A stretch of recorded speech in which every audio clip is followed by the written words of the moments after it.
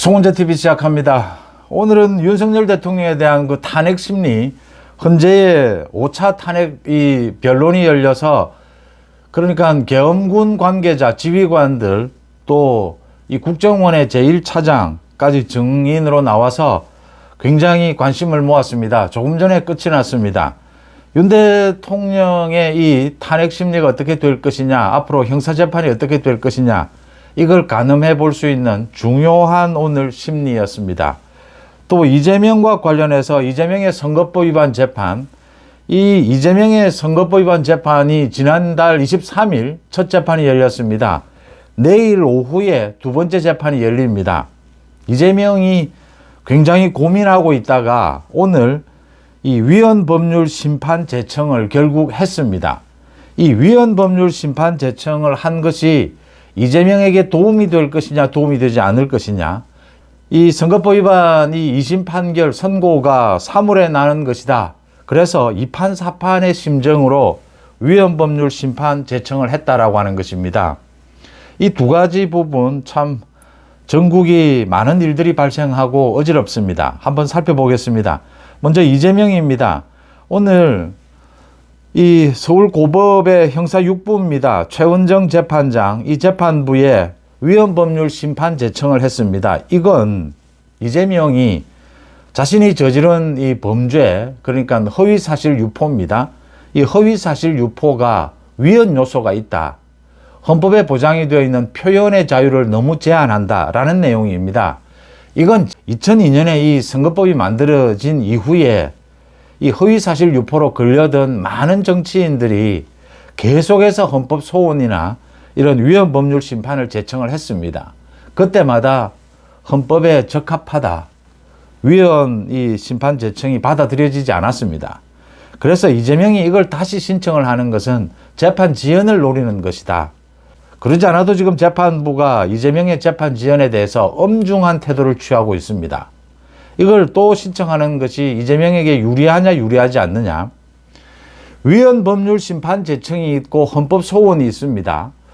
헌법소원은 이 헌법재판소에 직접 이 제기를 할 수가 있습니다. 위헌법률 심판 제청은 이 재판부에 제기를 하는 겁니다. 이 재판부가 받아들이면 재판이 중단이 됩니다. 받아들여서 다시 헌법재판소에 이 재판부가 제기를 합니다. 법원 측에서 제기를 합니다.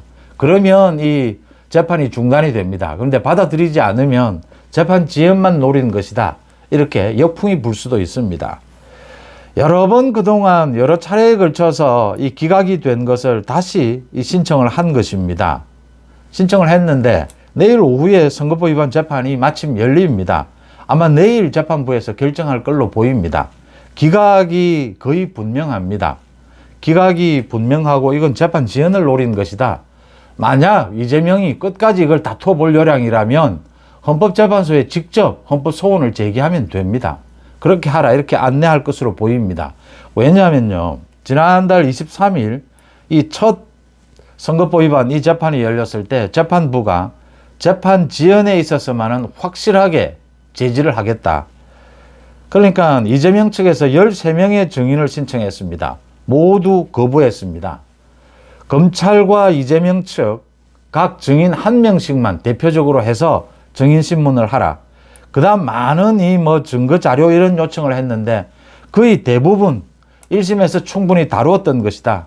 거의 대부분 거부를 했습니다. 재판 지연만은 막겠다. 그래서 오는 19일까지 이 증인신문도 끝내겠다. 심리를 끝내겠다. 26일 결심 공판을 하고 난 다음에 3월입니다. 3월 초순이 될 수도 있습니다. 이렇게 재판을 서두르고 있기 때문에 3월 초순이 될 수도 있습니다. 이재명에 대해서 선거법 위반 2심 선고를 하겠다라는 입장입니다. 이런 재판부의 입장에 대해서 이재명이 위헌법률 심판 제청을 한 것, 이건 받아들여지지도 않을 것이고 이재명에게는 오히려 나쁜 영향을 또 미치게 될 것이다. 재판 지연을 시도하고 있다. 이렇게밖에는 읽히지 않습니다. 선거법 위반 관련해서 이 재판 관련해서 위헌법률 심판 제청이 받아들여지지 않으면 이재명은 더 이상 재판 지연을 시도할 어떤 것도 이제는 남아있지 않습니다. 재판부의 일정대로 3월 선고 이 일정대로 가지 않겠느냐 이렇게 예상이 됩니다. 그 다음 윤석열 대통령에 대해서입니다. 윤석열 대통령에 대해서 이 헌재의 심리 이전에 윤 대통령이 오늘 서울중앙지법에 구속 취소 청구를 했습니다. 이제 체포 구속이 이게 부적절하게 또 불법 요인이 있게 이렇게 현직 대통령이 체포 구속이 됐습니다. 일반적으로는 이렇게 구속이 되고 난 이후에는 재판부가 정해지면 오는 20일 이제 첫 재판이 열립니다. 일반적으로는 보석을 신청을 합니다. 이럴 경우에는. 그런데 윤 대통령이 굉장히 이례적입니다. 구속 취소 청구를 했습니다. 이렇게 한 이유는 이 지금 구속영장 발부가 잘못된 것이다 라는 걸 부각시키기 위해서고, 보석이 훨씬 가능성은 더 높습니다. 일반적으로. 그런데 구속 취소 청구를 한 것은 이 구속영장 발부의 잘못을 꼬집는 것이고, 또 하나는 허가되지는 않을 것이다. 이렇게 윤 대통령 측은 읽고 있다. 이렇게 보입니다. 그래서 어차피 지금 석방이 되지 않는 상황인데 굳이 보석을 신청하는 것보다는 구속 취소 청구를 해서 구속의 부당함만을 알리는 것이 중요하다. 이렇게 짚을 수가 있습니다. 오늘 헌법재판소의 5차 변론이었습니다. 굉장히 중요한 증인들이 나왔습니다. 오늘에 이어서 내일은 이제 이재명의 말씀드린 대로 선거법 위반 재판이 있고 모레 6차 변론이 열립니다.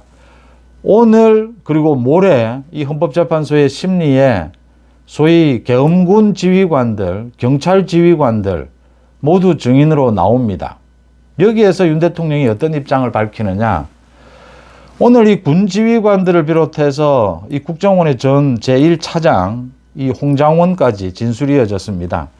홍장원은 뭐 그동안 오늘 국회에서도 국정조사가 열렸습니다. 오늘 국회에서도 홍장원이 이야기한 것입니다. 윤 대통령이 자신에게 전화를 해서 모두 싹 잡아들여라. 그래가지고 이 체포 지시가 있었다. 체포조가 있었다. 뭐 이런 이야기들을 진술을 했습니다. 윤 대통령 측에서는 부인을 하고 있고 또 같은 이 계엄군 지휘관들도 부인을 하는 사람들이 있었습니다. 이진우 수방사령관 같은 경우에는 국회에 국회의원들이 진입하는 것을 막아라라든지 국회의원들을 끌어내라 뭐 이런 지시는 자신은 전혀 들은 적이 없다. 이런 부분들입니다. 그 다음 또 중요한 것이 여인영 전 방첩사령관입니다. 방첩사령관 같은 경우에는 자신이 이 경찰 수뇌부에 이 체포조, 체포 명단을 알려주었다. 이런 진술은 했습니다. 이 증인들이 오늘 국회 측의 신문에는 응하지 않았고 대부분 이 윤 대통령 측, 변호인 측의 신문에는 응했습니다.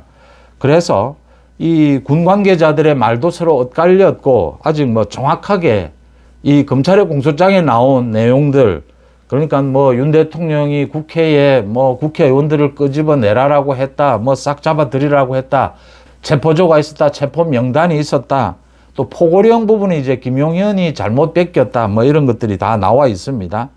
그런 비슷한 진술들은 나왔는데 이 군 지휘관들의 말은 서로 좀 엇갈렸다. 국정원 제1차장입니다. 제1차장은 이런 주장을 계속하고 있는데 국정원 제1차장은 이 민주당 쪽으로 기울어져 있다. 그래서 이 계엄군 지휘관들과도 지금 말이 엇갈리고 있습니다. 대부분 오늘 진술을 거부한 이유는 이 형사재판에 걸려있기 때문에 지금의 이 진술들이 모두 형사재판의 증거로 채택이 될 수 있다. 그런 것들이 예민하기 때문에 진술 거부를 할 수가 있습니다. 윤 대통령은 오늘 진술할 기회가 여러 차례 있었습니다. 윤 대통령은 이렇게 군 지휘관들, 국정원 제1차장, 아마 내일 모레도 마찬가지일 겁니다. 이렇게 군 관계자들과 세부적으로 사실관계를 다투기보다는 전체적으로 선관위에 계엄군을 투입하라 라는 것은 윤 대통령 자신이 직접 지시를 했다. 이건 부정선거 부분, 그 투표 용지 허술한 부분, 시스템 부분 이런 걸 점검할 필요가 있었다. 압수수색이 아니라 점검하는 차원이었다. 국회에 대해서도 포고령은, 그러니까 윤 대통령은 개별적으로 이렇게 사실관계를 다투기보다는 전체로 뭉뚱그려서 포고령이 잘못되긴 했는데 그 지키자라고 하는 것이 아니라 장식용이었다. 또 국회 내에서 뭐 체포를 하는, 실제 일어나는 체포라든지 국회의원을 끄집어낸다든지 충돌이라든지 이런 것은 전혀 없었지 않느냐. 이걸 가지고 내란 혐의로 가져갈 수가 있느냐. 또 이 비상계엄, 계엄이라고 하는데 대통령의 권한 내에서 불법성이 없도록 최대한 대통령이 노력을 했다. 이 진정한 의미의 계엄 이런 것은 아니었다.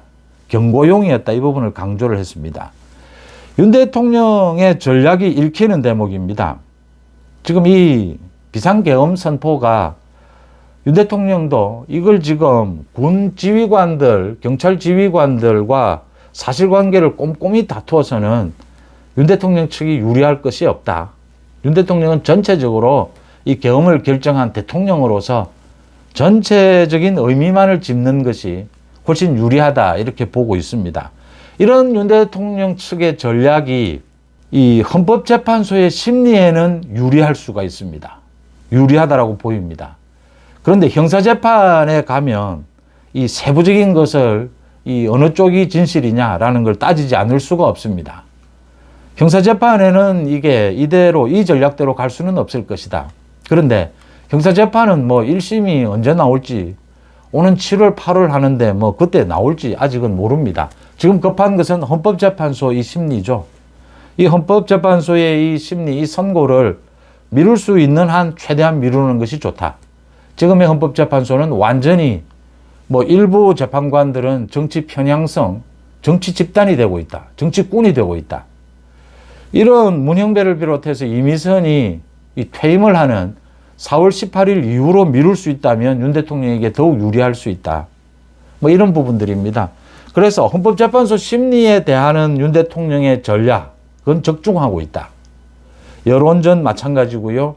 이렇게 계엄 사령관들과 사실관계를 정확하게 다투는 것보다는 전체적으로 대통령이 이재명과 전 민주당이 국정 마비를 꾀하고 있는 부분에 대해서 경고하기 위해서 저 부분을 국민들에게 알리기 위해서 이렇게 계엄을 할 수밖에 없었다라고 주장하는 것이 헌법재판소 이 심리에서는 훨씬 유리하다라고 하는 점, 윤 대통령 측의 이 각종 전략이 적중하고 있는 대목이다. 이렇게 읽힙니다.